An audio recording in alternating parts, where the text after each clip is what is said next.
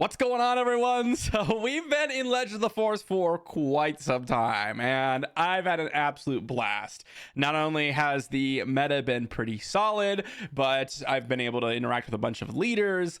There has been new cards that have kind of just overall dominated the set in terms of a lot of new cards being introduced, and a little bit of bias here. I got to meet all of my patrons in person for the first time.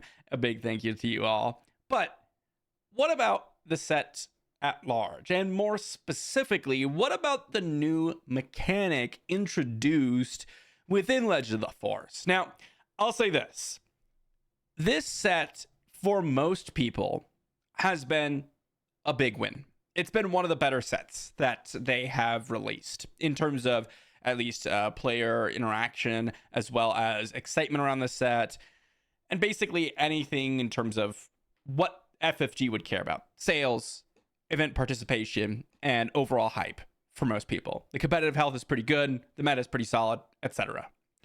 But I've had a couple of comments pop up, and within those comments, I've had a lot of people flock to that, claiming that Legend of the Force was a failure, mainly because of the Force mechanic itself, and that the Force mechanic is of itself not a good mechanic, and therefore the overall set, being that most of the cards that are played right now function around this mechanic, are not fun and therefore not a good addition. So I wanted to take a second to actually go through and kind of talk about what the Force is in terms of mechanics. Like, what did it create? What did it introduce? And why do some people view it as something that's actually, well, somewhat interesting and kind of conducive to Legend of the Force success, or why some people think it is the reason as to why Legend of the Force is actually just unfun. So this is obviously a very loaded topic with so many different layers. The Force is by nature a relatively simple mechanic. You either have it or you don't, period. Each player can control a Force token or not control a Force token. You could have two on the board, one in your opponent's control, one in your control, or zero, and no one is using the Force. To generate it, there are some cards that will give you the Force, and there are some cards that enable you to generate the Force through other actions. The most commonly used one that we see is the common Force spaces, is what we call them, from Legends of the Force. The ones that make it so that when a Force unit attacks, you get the Force. Now, one of the biggest questions I had when we first saw this mechanic was that, could you stack multiple Force tokens? No. You can only have or not have the Force at any given time. So, a very straightforward mechanic. You generate the Force, and then there are some Force cards that say when you have the Force, or when played, use the Force. So you generate it, and then some cards use the Force for greater effects. But it's kind of hard to figure out whether or not the card is, or the mechanic is, a good one without actually kind of talking a little bit about what makes a good card mechanic for trading card games in general. And this is kind of a very subjective decision, because some people will think, Power of the Dark Side and Merciless Contest are some of the best designed cards in the game, and another person might think that they're like the worst cards designed in the game, and that everyone who plays them should suffer. And it's definitely the majority that thinks that. So what does a good mechanic mean to me? Well, the first one is, of course, the power level or overall strength of a mechanic. Is this a mechanic that literally makes or breaks a game? Like, if you have the Force, it is over. You cannot you cannot actually come back. And this enables such massive plays to where the power of the Force is so strong that you need to have it in order for you to win. That type of, I guess you could say, focus on a specific mechanic generally is not a good mechanic in my eyes. Something that requires such dedication to the point where you have to do it because it's going to be the way you win the game is a little bit too overpowered. You want a little bit of balance with it. Something that's meaningful and worthwhile to invest a game plan around, but then something that isn't going to be so oppressive when you enact that game plan that it basically means that you have to go for the Force.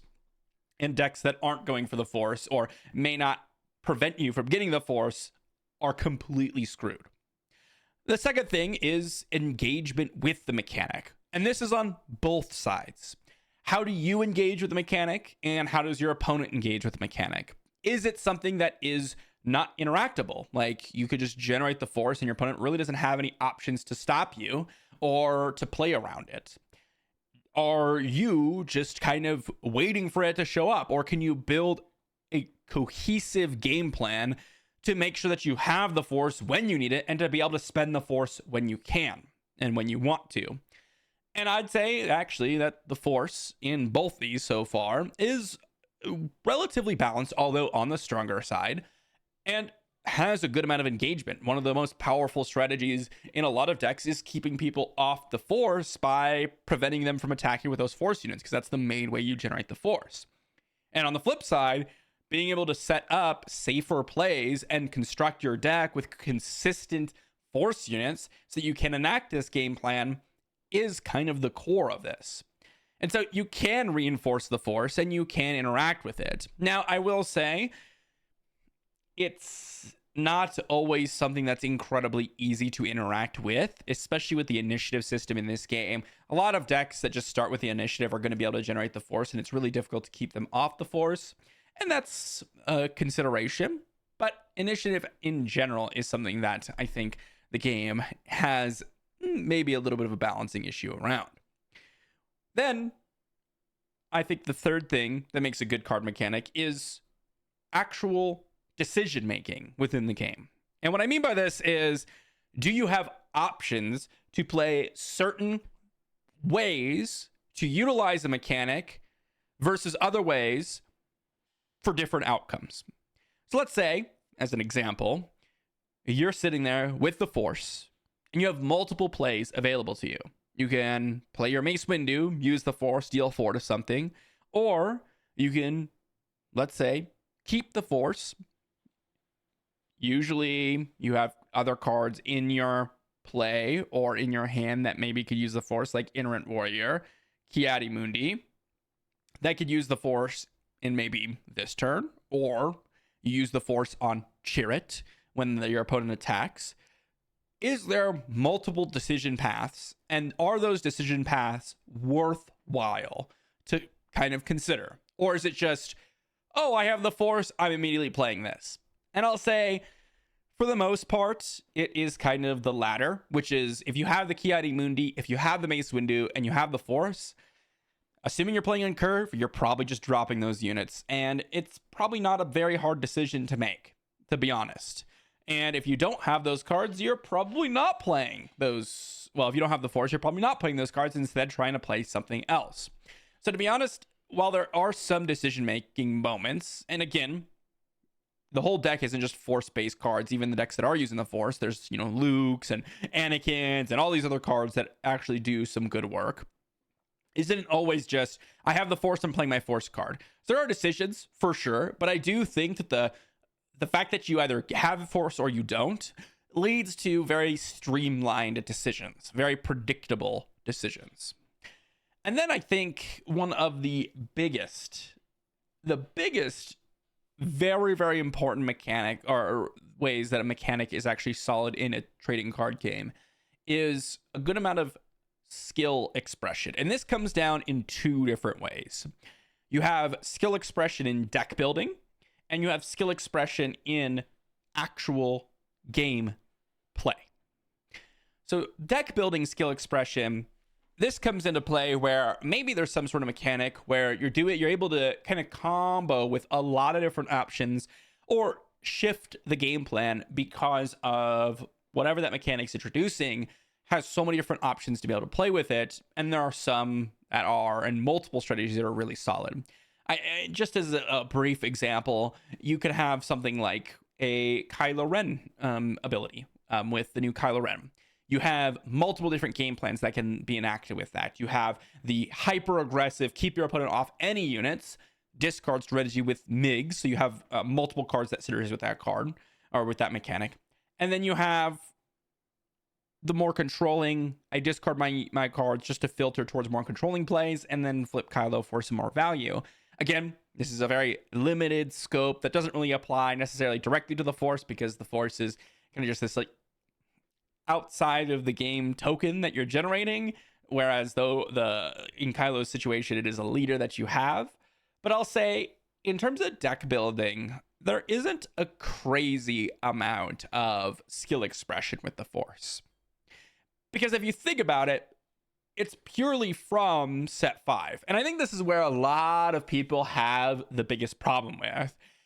You load up a deck, you want to play a Force base. That means that you're playing Force units, period. You have to. And that also means that you're playing whatever Force payoffs show up within that color or aspect combination. There isn't really a whole lot of choice. Like if I'm playing, let's say, Heroism, Vigilance, and I'm playing the Force, regardless of my other aspect, I'm immediately thinking, oh, I want Yaddle and I want Secretive Sage. No matter what, I just want those. It's going to happen.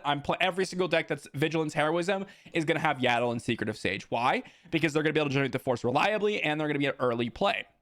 On that note, also, I probably want Chirrut and Iterant Warrior. These are just amazing Force payoffs at the 4 resource slot. If I'm playing Aggression, I'm going to want Adi Gallia, and I'm going to want Mace Windu and Ki-Adi-Mundi. These are just like guarantees, like absolute guarantees. And this is why you see a lot of similarities between a lot of these decks, because it's not really that difficult as a deck builder to sit down and see, oh, I'm going to play a Force space deck. And a lot of these payoffs are really strong. So I'm going to put them in my deck. And that's mainly just due to the limitations of how many sets we have and how this mechanic is strictly related to Legends of the Force. If this were to continue onwards, and in the future we were to get more cards that say something with using the Force, I think this could change. And of course, we're going to get more Force units in general, because that's just kind of part of Star Wars. But this right now, I think, is the most limiting factor about the Force. And I think this is the thing, again, that most people have the problem with, because when you load up a Force stack, or you're like, I'm going to use a Force base, the options are very streamlined. And there isn't really a ton of like skill expression within that deck building. Yes, there are definitely some breakout lists. For example, the Galactic Championship had Kylo Ren Tarkin Town. But that wasn't a Force-based deck. And when I say Force-based, I mean a deck that is intended goal is to generate and use the Force throughout its game plan. That deck is more of a hyper combos. It's more of like a combo tempo deck where your opponent is kind of keeping you off a bunch of units using Tarkin Town MIGs and all these interactions removal events. And then they just finish you out by chipping in and then one big attack with Kylo. And that's not really a Force-based deck. The other second part of that is gameplay. Now, I think this is where a little bit more skill expression is obviously involved, because there are a lot of specific ways you could go about a game plan, whether it is to keep your opponent off, to mulligan to certain cards, to play in a certain way, to try to prevent your opponent from generating the Force so that all their other cards are actually just weak versions of what you could be playing in that slot. For example, take Ki-Adi-Mundi. It's a 4-resource 4/4 if you don't have the Force. If you have the Force, it draws you 2 cards. Those two are very different things that can happen, okay? So I think there is a good amount of skill expression in the gameplay portion. This kind of goes hand in hand with interaction for your opponent. And then there is a good amount of skill expression for you as the player, because it really kind of shapes and asks you a lot of questions as to what you're going to do to be able to reliably get the Force, and how you want to play out certain things to be able to guarantee yourself the Force. Do I want to be playing this card or this card because it has the Force? Or do I want to be just immediately attacking to generate the Force? Or, all these separate different kind of options you have all stem from you trying to generate and keep and use the Force. And so I think the gameplay portion, while a little bit more simple than the deck building, I think from, just kind of an outside look into the Force, is a little bit more skill expressive, but it's not incredibly so. I do think that mechanics like Exploit, for example, are a lot more gameplay, skill expressive, mainly because there are a lot of cards you have to consider, a lot of, game plans that your opponent can act that could be very devastating, a lot of actions that you can, skip out on for a greater advantage to yourself, etc. So at the end of that whole thing, is the Force a good mechanic? I don't think it's anything special, but I don't think it's a bad mechanic. It's pretty reasonably balanced. There is a good amount of interaction that you can have as an opponent and as the player. And while there isn't a whole lot of deck building excitement and skill expression, there is still a good amount of gameplay skill expression. I think that makes up for the fact of the lack of deck building options. And again, this is just coming down to options, right?